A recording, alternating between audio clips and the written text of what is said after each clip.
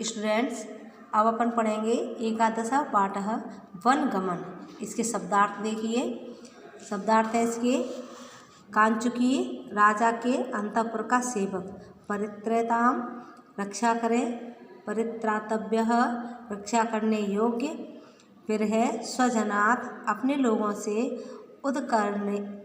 उदरकेण उन्नत, शक्र समः इंद्र के समान, स्पृहा कामना, अकार्यम निंदित कार्य, भवद्भिषेक आपका राज्याभिषेक, निवृत्तः रुक गया, परिवादम निंदा को, नार्थम वीक्षते वास्तविकता को नहीं देखते, व्यवसितम निश्चय किया, अनुगच्छामि अनुगमन करती हूँ, वारितुम रोकने के लिए, तपः संग्राम कवचम तप रूपी संग्राम में कवच, नियम द्विरदांकुशः संयम रूपी हाथी के वशीकरण में अंकुश, खलीनम लगाम, गृहताम ग्रहण कीजिए समझिए, उत्सारताम हटाया जाए,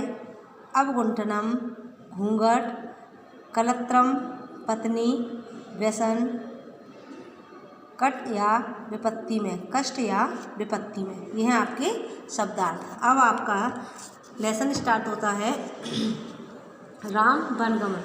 कंचुकी कंचुकी कहलाता है सेवक।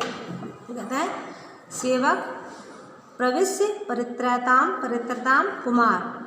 सेवक कहता है प्रवेश करके रक्षा करें कुमार।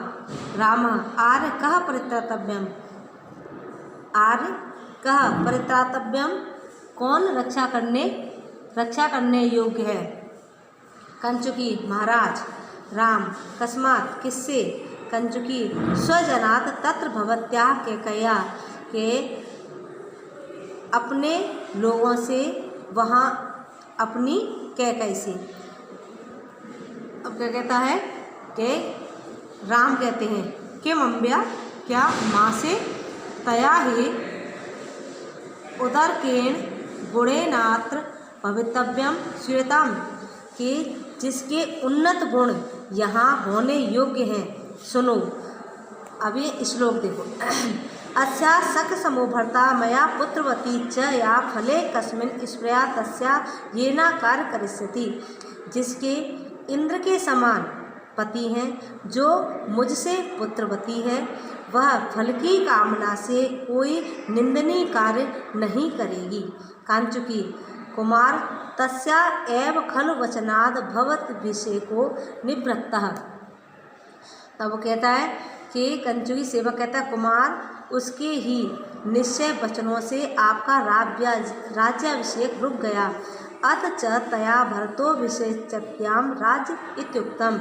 इसके बाद उनके द्वारा भरत का राज्याभिषेक किया जाएगा। अत्रापि लोभः, यहाँ भी लोभ। राम कहते हैं कि राम आर्य भवान खलु अस्मत् पक्षपातादेव नार्थम वेक्षते।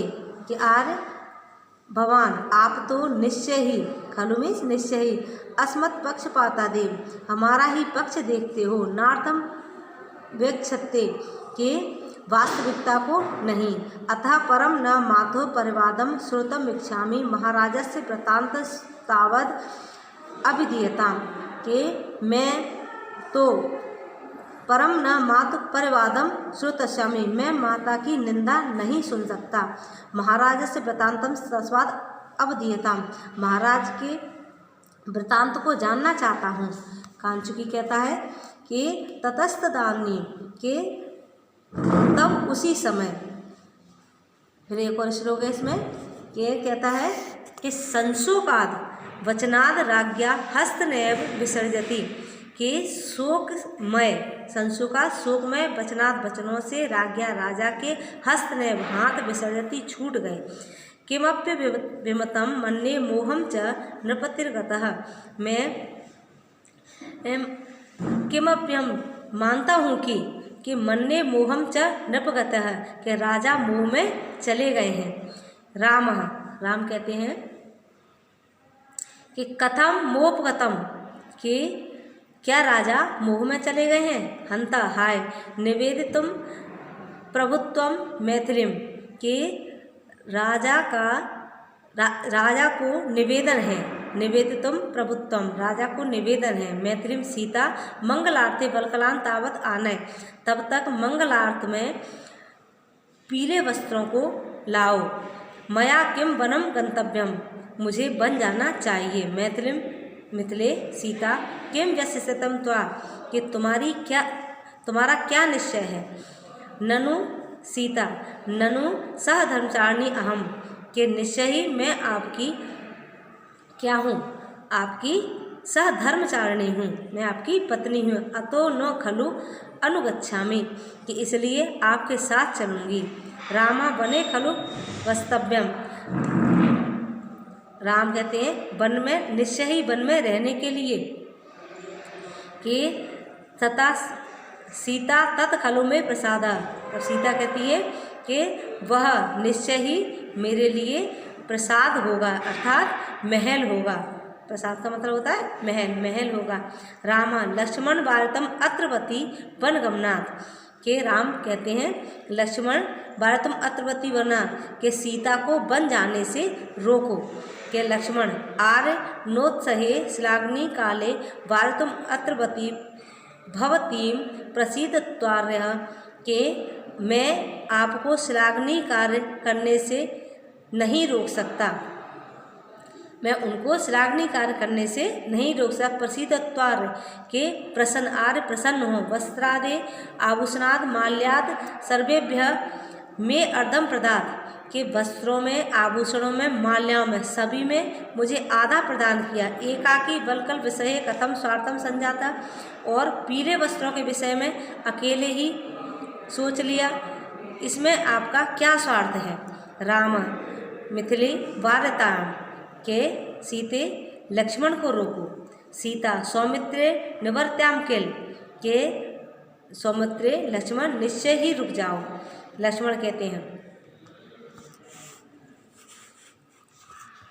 कहते हैं कि तुम एका में रामस्य शुश्रूषाम कर्तम इच्छामि, तुम अकेले ही राम की सेवा करने की इच्छा रखती हो। तब फिर कहता है दक्षिण पादः तवैव मम तो वामम पादो भविष्यति, कि दक्षिण पादः तत्र मम तो वाम पादो भविष्यति, कि आप उनका कौन सा पैर हो, आप उनका दाहिना पैर हो, तो निश्चय ही मैं उनका बायां पैर हूँ। राम कहते हैं सौमित्रे श्रुताम वल्कलाने, के सौमित्रे लक्ष्मण पीले वस्त्रों के बारे में सुनो।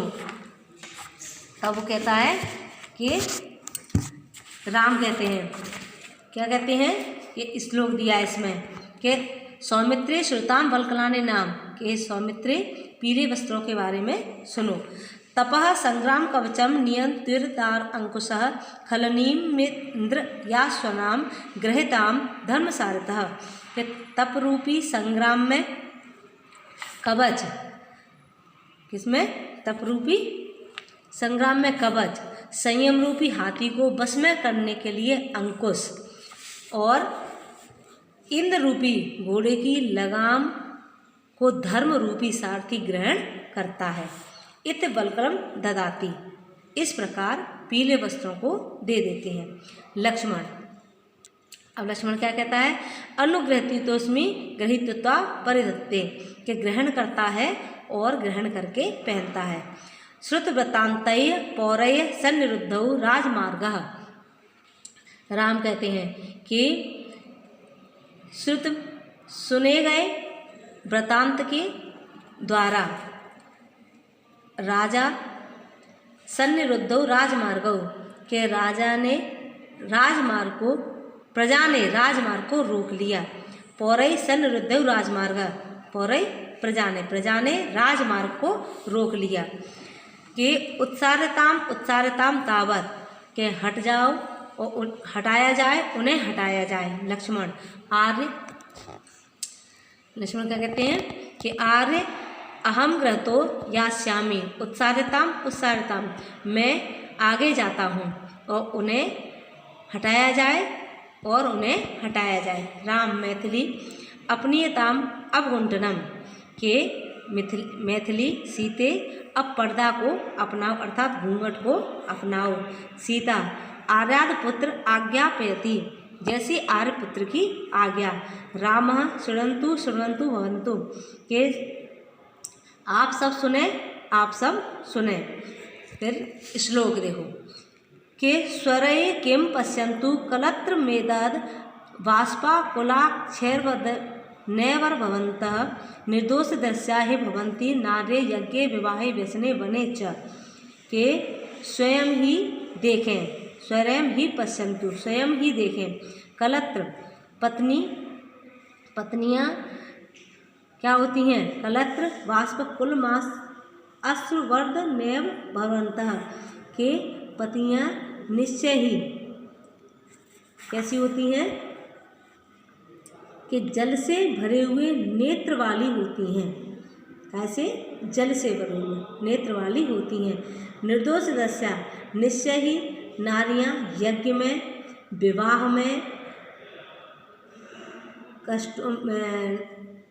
यज्ञ में विवाह में व्यसन में अर्थात कष्टों में और वन में निर्दोष दिखाई देने वाली होती हैं। गते स्वस्मासु राजा न सिरम स्थानानि पश्यतु जाते हुए राजा का सिर नहीं स्थान देखना चाहिए। इत निष्क्रांता सर्वे इस प्रकार सब निकल जाते हैं।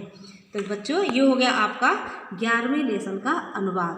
अब आप इसको ध्यान से पढ़ना और ध्यान से सुनना और नोट कर सको तो इसे नोट अवश्य ही कर लेना। ओके।